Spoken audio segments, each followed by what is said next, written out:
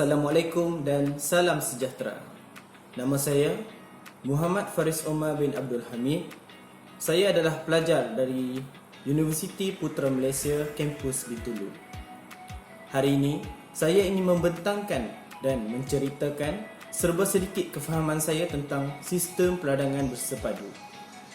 Jangan ke mana-mana, lihat video ni sampai habis, okey?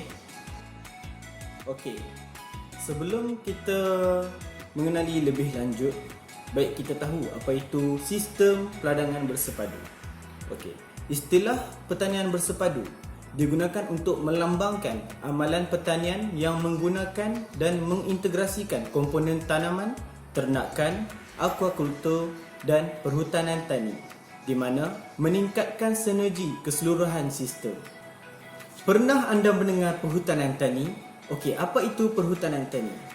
Perhutanan tani ini mengurus tanah inisiatif yang mengoptimumkan faedah-faedah biologi, fizikal, arkeologi, ekonomi dan sosial yang terhasil dari interaksi biofizikal yang dibina apabila pokok atau tumbuhan renek disatukan dengan tanaman dan ternakan.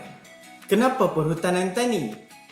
Good stewardship, meningkatkan kualiti air, meningkatkan habitat hidupan liar, meningkatkan rekreasi dan peluang untuk pemburuan, mengurangkan bunyi bising, habuk dan bauan yang tidak selesa, membolehkan persekitaran tempat kerja yang lebih indah dan selesa. Selain itu adalah good scent, menghasilkan produk yang boleh dijual, menyediakan peluang untuk menambah nilai, mempelbagaikan risiko, meningkatkan nilai aset, meningkatkan hasil pengeluaran tanaman dan ternakan, layak untuk pegangan saham dan pembayaran sewaan tanah. Perhutanan tani adalah penanaman berlorong, silvopastura, peladangan hutan, hutan penampangan sungai, pemecahan angin. Meletakkan tumbuhan yang sesuai di tempat yang sesuai untuk alasan yang sesuai. Penanaman berlorong juga dikenali sebagai peladangan berlorong atau penanaman selingan berpagar.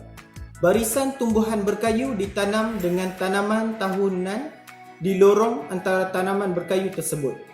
Tujuan utama kaedah ini adalah untuk mengekalkan hasil tuaian tanaman dengan meningkatkan tanah dan iklim mikro melalui kitaran nutrien, sungkupan dan pengawalan rumpai.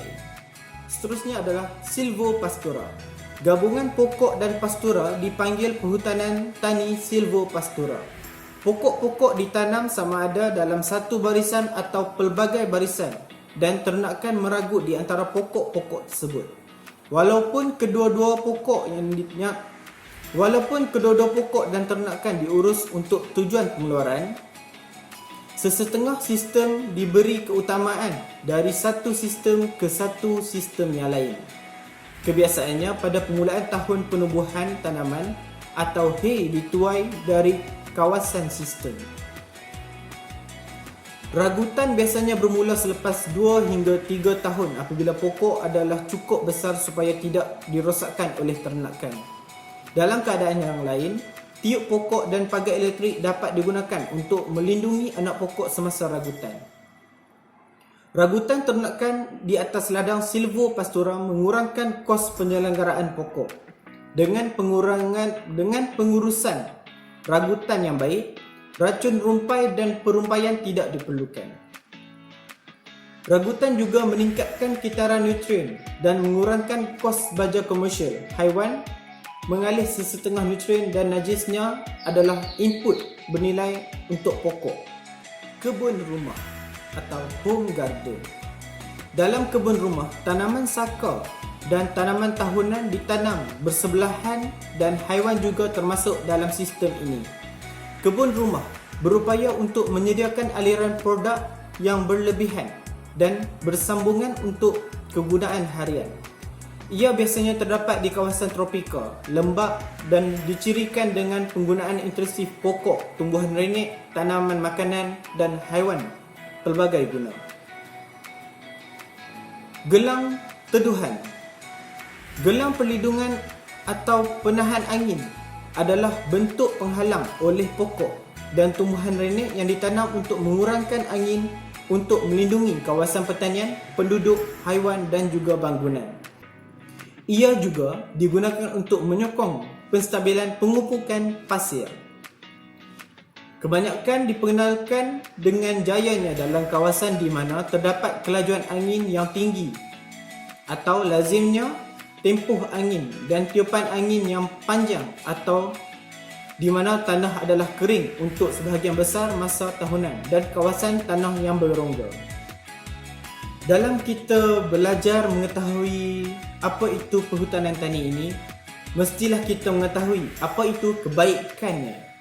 Kebaikannya adalah ia meningkatkan produktiviti dan menggalakkan keuntungan, membantu meningkatkan keselamatan hasil tuaian, meningkatkan kesuburan tanah dan membantu mengawal hakisan tanah, sumber pelindungan haiwan dan tumbuhan dari pelbagai jenis bahaya dan membantu mengekalkan kitaran semula jadi seperti kitaran nitrogen dan karbon. Dan perhutanan tani ini tidaklah sempurna sepenuhnya. Ia juga mempunyai keburukan. Dan di antara keburukan yang ada pada perhutanan tani ini adalah sistem ini sangat susah untuk diuruskan dan memerlukan ketepatan yang tinggi. Hasil tuaian dari tanaman adalah rendah berbanding dengan penanaman tunggal. Sekian, itu saja dari saya yang dapat saya kongsikan tentang sistem peladangan bersepadu. Assalamualaikum dan salam sejahtera. Sekian.